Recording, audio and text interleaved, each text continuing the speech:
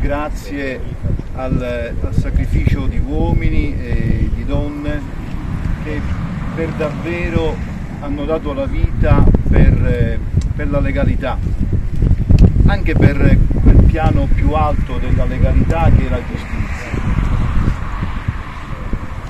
Oggi abbiamo ricordato il beato Rosario Angelo Livatino.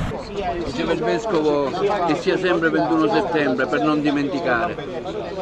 Sì, credo che dobbiamo superare anche quelle che sono le convenzioni a cui finora ci siamo attenuti.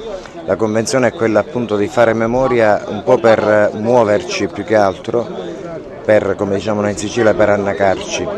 Deve diventare invece uno stimolo nuovo quello di lavorare affinché veramente l'esempio di Livatino possa essere seguito da molti.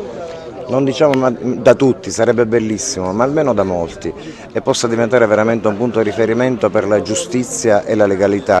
Le sue sensazioni in questo momento? 33 anni fa la mafia uccideva Rosario Livatino. Sì, come dicevo prima ai suoi colleghi, è il momento oggi di ricordare un magistrato che è stato profondamente impegnato nella lotta alla criminalità, un magistrato comunque profondamente impegnato anche nel suo lavoro quotidiano, a prescindere dal contrasto alla criminalità organizzata, ma a tutte le forme di criminalità. Credo che giornate come questa, giornate di commemorazione, debbano anche costituire l'occasione per verificare se tutte le istituzioni, tra cui la magistratura ma anche tutte le altre istituzioni pubbliche, stanno facendo di tutto per rendere sempre più efficiente il nostro sistema giudiziario. Mi sembra il modo migliore per ricordare il giudice Livatino. Sensazioni, le sue emozioni di questa triste giornata nel ricordo di Rosario Livatino, 33 anni fa ucciso dalla mafia.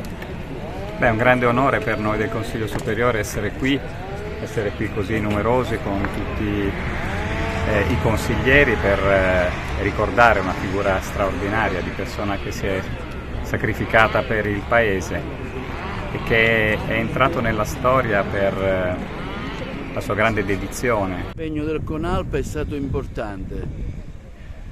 L'impegno del CONALP è stato importante e continua, perché non siamo alla fase dell'inaugurazione, ma i lavori proseguono. Realizzeremo un parco livatino che sarà un giardino, e noi speriamo e auspichiamo che diventi meta per trascorrere le giornate, per le famiglie, per le scolaresche, per i giovani, affinché si possa tramandare la memoria del beato Rosario Livatino.